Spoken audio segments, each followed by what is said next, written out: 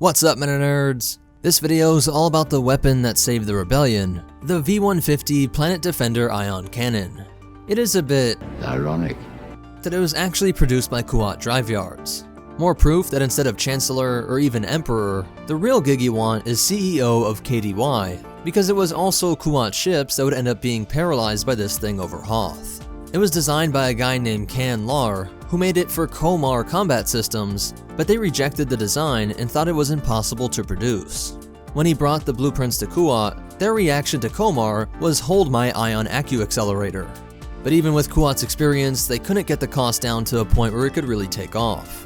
New ones would cost anywhere from 500,000 credits to 1.5 million credits, which at that high end would be 1/39th the cost of the Venator and 1/100th that of the Imperial class Star Destroyer. Also keep in mind that a complete planetary shield would only cost 6 million credits. But if you could afford it, there were systems built into it that would synchronize with planetary shields in order to flicker off at a second at the perfect time to allow one of these massive ion bolts to pass through. In addition to this, what most V150 owners would do is place their most important space stations into geosynchronous orbit.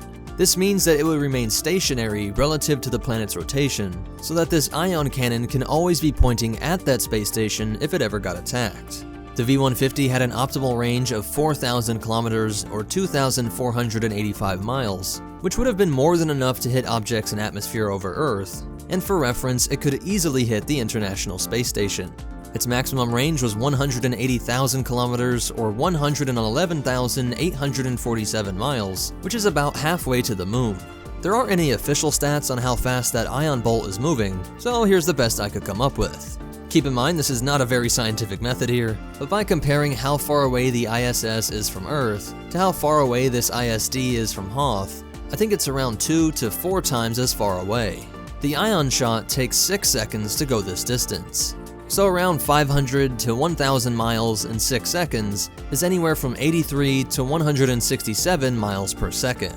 For reference, the Falcon Heavy has a max speed of 7 miles per second, so even if it could maintain that max, it would take around 100 seconds.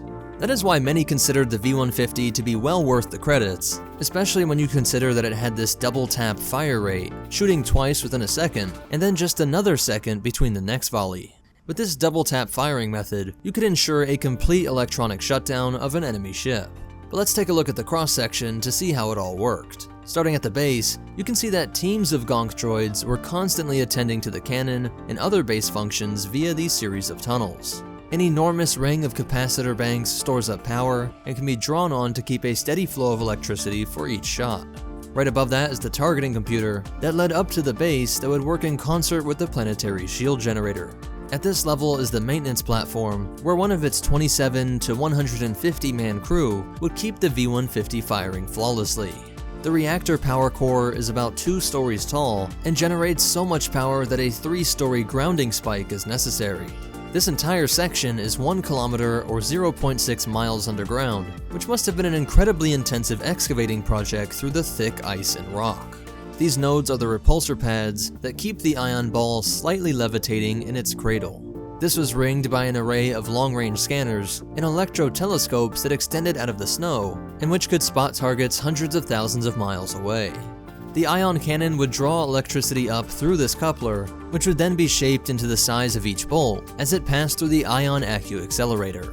The final point was through the ion tip, which would strip off electrons in order to ionize each shot. And the actual casing of this cannon was incredibly durable, being made of permasite, which is one of the galaxy's toughest materials. Beneath that were Durasteel compression bands, and although the opening of the weapon was susceptible to ground units and orbital bombardments, this retractable blast shield could extend up over the barrel. Its targeting sensors would work in concert with the scanners and electro telescope to send information to the gunners in the fire control and targeting room. So you can see how much space this thing took up and how much power it was able to generate, but how did the rebels actually get one? Well, they actually got quite a few when they launched a raid on a super transport leaving Kuat. Intended for crucial Imperial worlds, in a single raid, the rebellion was able to make those worlds less defended, drain the Empire of millions of credits, all while giving their bases an unexpected edge. One of course ended up on Hoth, and another on Bulwark, but others were sent to highly classified rebel locations. What's crazier is that its reactors were usually assisted by Praetor-class Star Battlecruiser reactors, which were also stolen from Kuat.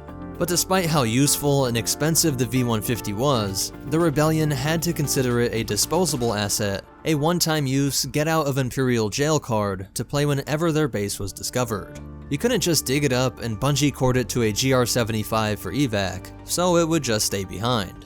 This is why its crew of 150 were often natives of Alderaan, as these were some of the most dedicated rebels, willing to lay down their life in order to help other rebels escape.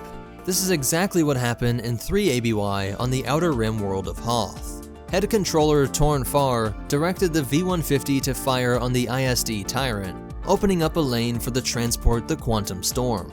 30 transports fled, and although 17 of them were destroyed, this weapon helped to keep the Rebellion alive.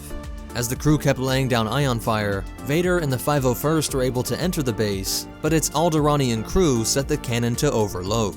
The explosion would deprive the Empire of this cannon, while taking out some imps along with them.